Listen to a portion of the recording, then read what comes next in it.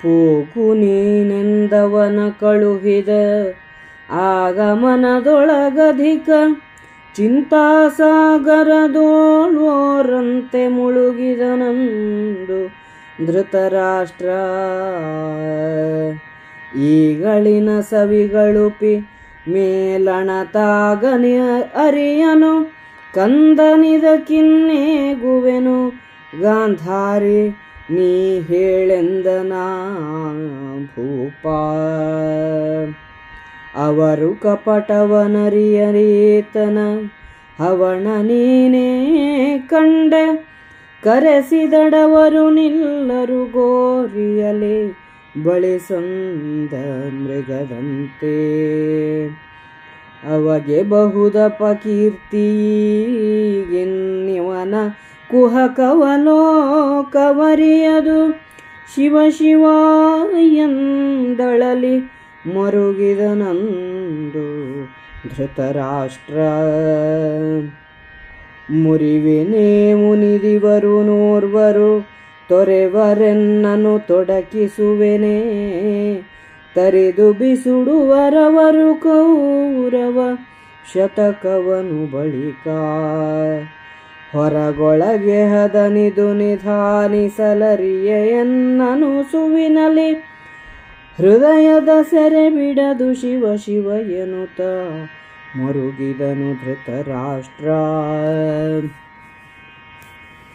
ಏಕೆ ನಿಮಗೀ ಚಿಂತೆಯಿಂದೆರಡೌಕಿದವು ದುಷ್ಕಾರ್ಯ ಸಂಧಿ ವಿವೇಕನಿಕರದಲೊರೆದು ಮೋಹರಿಸುಂದು ಬಾಹೆಯಲಿ. ಈ ಕುರೌರಜನೂರ ಹಿಡಿ ಕುಂತಿ ಕುಮಾರರ ಬಿಡು ತನೂಜರ ನೂಕು ಹಿಡಿ ಪಾಂಡವರನೆಂದಳು ಪತಿಗೆ ಗಾಂಧಾರಿ. ಐಸಲೇ ತಾನಾದುದಾಗಲೇ ಲೇಸ ಕಾಣೆನು ನಿನ್ನ ಮಕ್ಕಳೇ ವಾಸಿಗಳ ವಿಸ್ತಾರ ಮೆರೆಯಲಿ ಹಲವು ಮಾತೇನು. ಆ ಸಭೆಯ ಸರಿಸದ ಸಭಾವಿನ್ಯಾಸ ಶಿಲ್ಪಿಗರಾರೆನುತ ಧರಣೀಶ ಕರೆಸಿದನುರು ಸಭಾ ನಿರ್ಮಾಣ ಕೋವಿದರ. ನೀನು ಹೋಗೆಂದು ಹೇಳಿ ಧೃತರಾಷ್ಟ್ರನು ದುರ್ಯೋಧನನನ್ನು ಕಳುಹಿಸಿ ಚಿಂತೆಯ ಸಾಗರದಲ್ಲಿ ಮುಳುಗಿದನು. ಈಗಿನ ರುಚಿಯನ್ನು ಸವಿಯಲು ಮನಸ್ಸನ್ನಿಟ್ಟನೇ ಹೊರತು ಮುಂದೆ ಬೀಳುವ ಪೆಟ್ಟನ್ನು ಇವನು ಅರಿತಿಲ್ಲ. ಗಾಂಧಾರಿ, ಇದನ್ನು ನಾನು ಹೇಗೆ ಸಹಿಸಿಕೊಳ್ಳಲಿ ಹೇಳು ಎಂದು ಪತ್ನಿಯನ್ನು ಕೇಳಿದನು. ಪಾಂಡವರು ಮೋಸವನ್ನು ಅರಿತವರಲ್ಲ.